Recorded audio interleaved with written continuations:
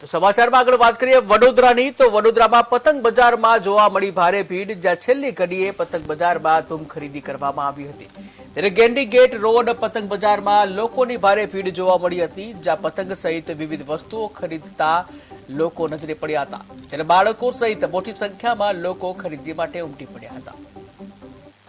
Oh my god, I'm like into this. Like મને જોઈને એટલી મજા આવી રહી છે. This is Uttarayan for me actually. Like બધું એક્સાઇટમેન્ટ છે, લોકોની એનર્જી છે. અહીંયા આવીને પતંગો ખરીદવી, બધી જગ્યાએ પ્રાઇસ પૂછવી, એક 10 રૂપિયા માટે એક જગ્યાએથી બીજા જગ્યાએ જવું. It's fun. વડોદરામાં અત્યારે હું like kite flying festival celebrate કરવા આવી રહી છું આજે.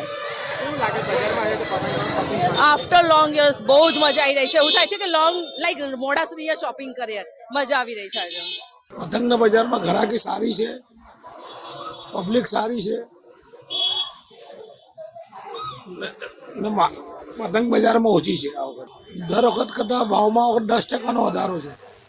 પતંગ ખંભાતી, પંજાબી,